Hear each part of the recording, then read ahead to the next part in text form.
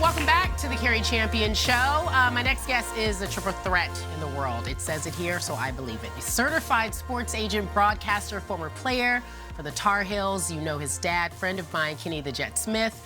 And Kenny's on the most popular sports show outside of mine of all time. Inside the NBA on TNT. So it makes sense that I have a winner here in the studio. KJ Smith, thank you so much for hanging out with me. Give it up again. Thank you. Thank you. No, it's great to be here. I'm feeling like a champion. It all works together. It's cohesive. So here's what's interesting to me, because do you remember we met one time in Miami?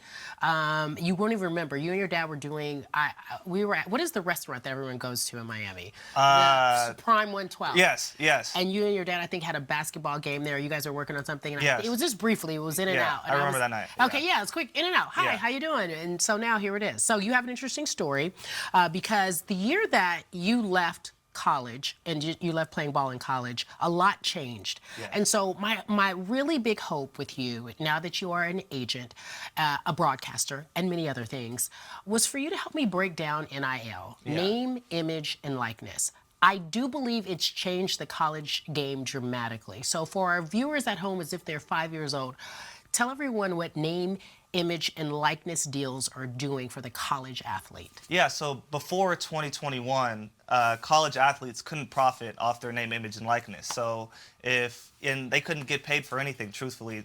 So if they wanted to go to a restaurant, somebody couldn't buy them a drink. Or if McDonald's wanted to do an ad with them, McDonald's couldn't do that. But the school could profit off of them. So 2021, the NIL rules came where, kids could profit off their name, image, and likeness. So now guys who are in the height of their career, because a lot of these guys are going to play professional or, get paid anywhere else.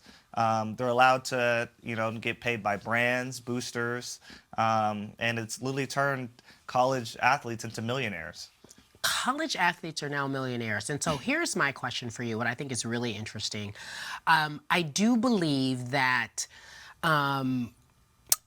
I'm going to give it up to Ed O'Bannon, first of all, right? Because he was the pioneer of this. Yes. He went to UCLA, and he was the one who started this, I guess, fight, if you will, this legal battle, because a lot of times prior to this, college athletes would have their jerseys, they could be hung in the rafters, sold forever, and they'd get no money from it, correct? Exactly. Like your dad, when he went to school, they were selling his jersey, he saw no profits from it. Exactly. And for me, that isn't fair. But for the athlete, what does that do? When you're a college athlete and you don't have any money, but the school is making so much money off your name, image, and likeness, how did that make you feel?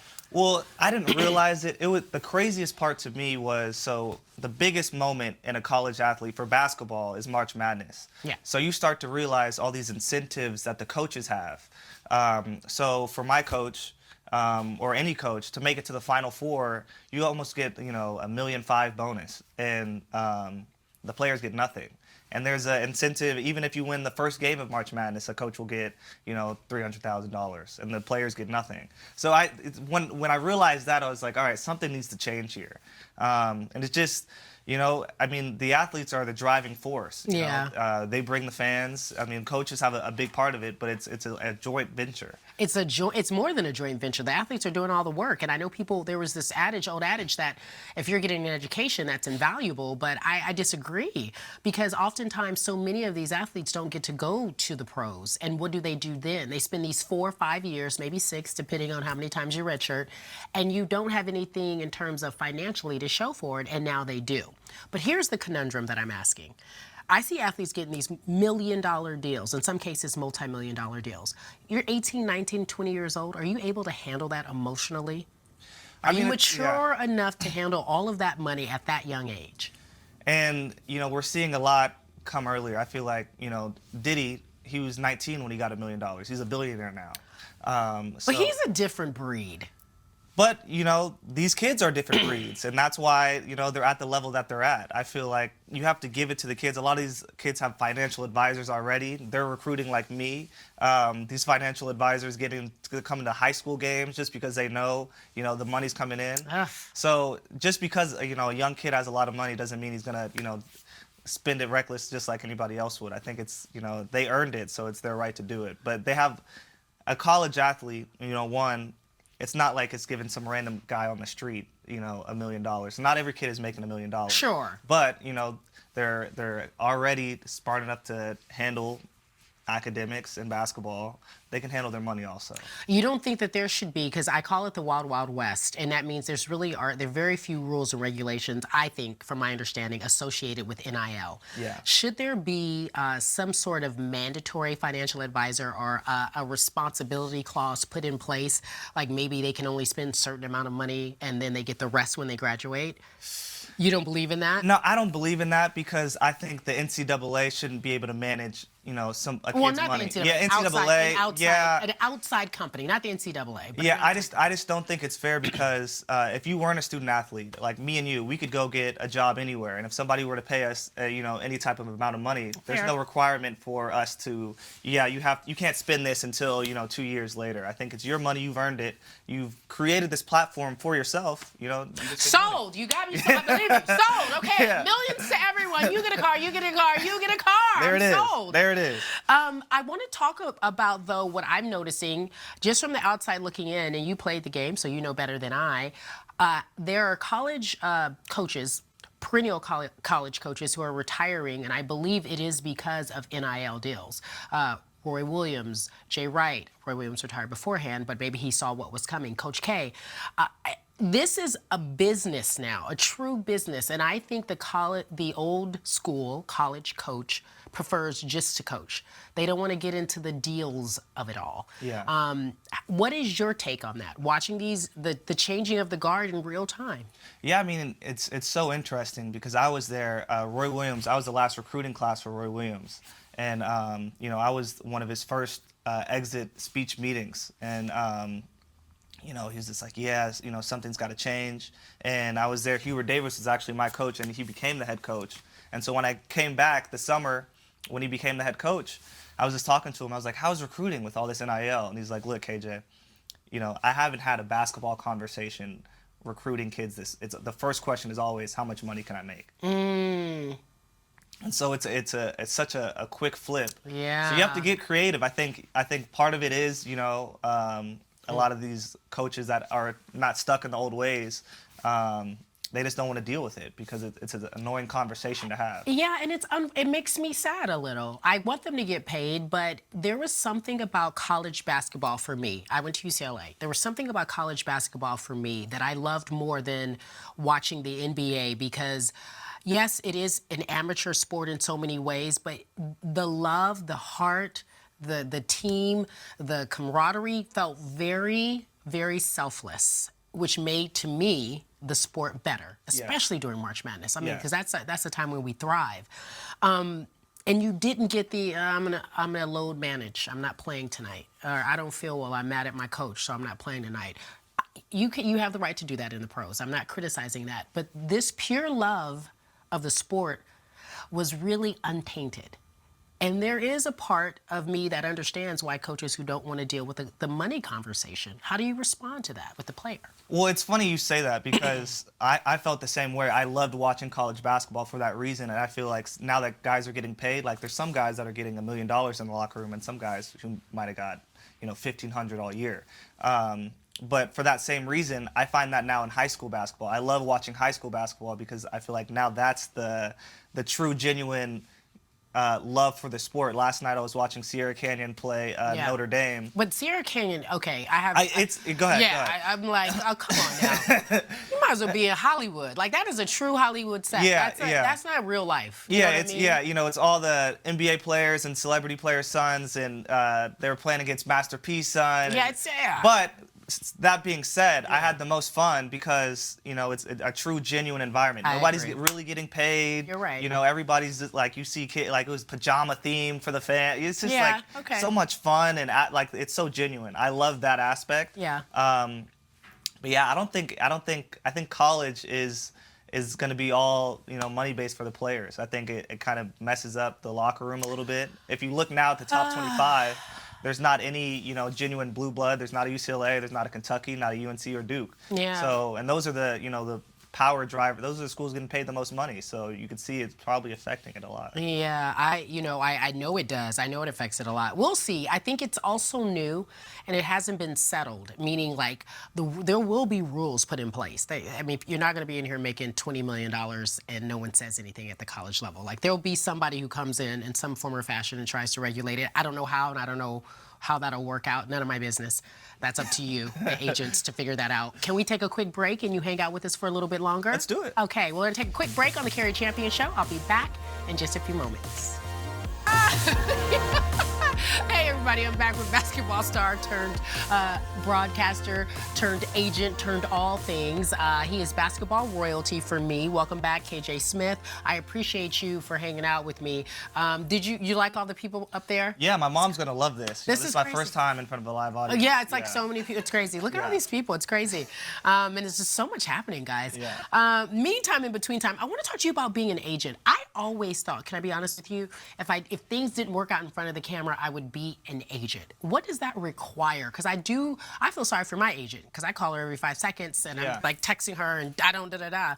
What does that require in terms of personality that you have? Well, you could do both because I'm doing both. But I would say it takes a lot of patience and a lot of hard work. I'm always on my phone. I'm always emailing. I'm always calling. But for me, I went and got my NBA agency test, and I always had like a calling for it. So I was working at ESPN, and I would fly across the country, LA to Connecticut, land at 4 p.m., go on there 7 to midnight, and then study for my agency test until 5 a.m. And I don't know what it was. I was like, I just know this is going to open doors for me. And it has. Now I'm director of basketball at a company called Range, Range Media Partners. And, we're really big in music and television. We have Bradley Cooper, Jack Harlow. We just signed Halle Berry yesterday. And I just am also just going to send you my number if you can get all of them on the show. Yeah, I got you. We've got Bradley, Halle. Yeah. Okay. No, but yeah, so they just didn't have sports. So, I'm director of basketball, and signed Paul Pierce last week, Baron Davis. So we're doing big things. Good. Those guys, Good for you. branching out outside of basketball. Good for you. Good for you. And so I was today years old. I'm so ashamed to even say it. It's Black History Month, and we have been acknowledging Black History Month on this show starting yesterday. I was today years old when I found out that the historically Black college and university had a network, HBCU network. So it just started. Yeah, it just started. So Byron Allen allotted $100 million to HBCU programming. So I'm working with John Kelly. I don't know if you know him at all, but we're really taking an initiative this year for myself to basically lift as many Black voices and faces as possible. Yeah. So we're going to go around. We're going to do a tour. We're going to go to different campuses and try out the food. Just interview as many people as possible. Get our stories out, and then just go to different rooms and interview people. Like you'd be a great one. A lot of people want to be in this seat that we're in and want to know how you did it. So I want to take people to those rooms and get to places where not a lot of people can. That's great. I think that's a beautiful, beautiful thing, and I would definitely help out in any form or fashion that you need me to. Awesome. So I salute you. Thank you for that. Thank you. Thank you. I want to also a bit of a turn here. I enjoy having sons on my show, meaning like the sons of people who are great, and then in their own right, they're finding their own path. Yeah. And you're finding your own path. You're doing your own thing. Your father, an amazing basketball player, like I said, on the greatest sports show of all time next to mine. And you have been able to find your way. Do you think it's difficult to be associated with someone that great and find your own way? Well, the thing is, for me, I haven't known it any other way. Like, I was born into this life. So I would say, like, as a kid, it was different. I always wanted to, like, not be in my dad's shadow. And I actually went to University of Pacific. I didn't want to go to my dad's college. But it wasn't until I went there. My mom also went there. It wasn't until I went there and I really embraced who I was. Yeah. The first week I was there, my dad hosted the late night with Roy Williams, and he announced me coming out into the school in front of 22,000 fans. And I was like, all right, this is pretty dope. My dad's pretty cool, I guess he's cool. Okay, that's my dad. Exactly, cool. and he's my best friend. We work every day. We call each other like maybe 4 times a day minimum, just on working on different projects. We're working on his All-Star Weekend party, bringing in a lot of sponsors, and we go back and forth like, oh, I got this much for the party. Well, I got this much, So it's fun. He's really my best friend, and kind of just embracing it later in my life. Yeah. Oh, that's great. I love that. What do you admire most about your father? I mean, he works hard, but despite all the accomplishments of what he's done, he's really a family man, and he's instilled like I have 4 siblings, and we all feel like we have the same amount of attention, and like just I would say making it a priority for his kids and like for us to be close together. Like I'm about to drive my cousin, my uncle, and my sister like 2 hours away to my little brother's game today. That's just what we do. That's what you guys do in your family. Yeah. I think that's a beautiful thing. I think that's wonderful. I think to your credit, you could see that he has really instilled a lot in you all, and you guys are his pride and joy. He talks about you guys all the time. Yeah, he hypes us up. Yeah, he does. Hypes us up. So do you have any? Of course, this will be a great story. I don't see Chuck and Ernie and Shaq hanging out at the house, but you have any funny stories? Them hanging around, or they're like, are they extended family members? Yeah, I mean, it's just like. They're just the same people right when you get off air. And a lot of my funniest stories are on the green room of them, cussing out the president of Turner, just acting like he's just a nobody, or me going in line and eating food and like, damn, you gonna work or you just gonna sit around? Yeah, you eat all the food. Yeah. I know your daddy famous, but you can't eat all the food. Yeah. No, but I still get, I see them all the time, but I still get starstruck when I see Shaq or Charles. Like it's just like, damn, Yeah. Shaq is a larger than life character, and then Charles is just hilarious. I agree with that. Yeah. Ernie is my favorite though. Yeah, Ernie, he's just down to earth. He keeps it level. He keeps it level. He's awesome. Yeah. He gave me my first, book I read, and I'm sorry. What book was that? I forgot it. Oh, okay, that's okay, Ernie. But I read it. I read it in like 2nd grade. I forgot it. I'm so sorry. But yeah, that's the type of guy Ernie was. He's like, look, you need to read this book. All right, so we got in the world of basketball, we have the NBA All-Star Weekend coming up, which is a legendary weekend, and from my understanding, you and your father do a party. Yes. And is it a Spades party? No, that's D Wade's party. What's the party that you guys do? So it's a poker party that's going to turn into, just a fun party. But it's a poker event. We have star-studded people coming. We have flying celebrities on a private jet to go down there. And we're going to all record it and tape it, and we're going to, eventually sell it out to where we just keep on doing the same thing at different events. It's a celebrity poker. Can everyone in the studio come? Everybody's invited. Everybody's invited. What about those folks up there? Yeah. Well, those, you can come too. You can come too. Yeah. You up there, and you right there, and you right there. Yeah.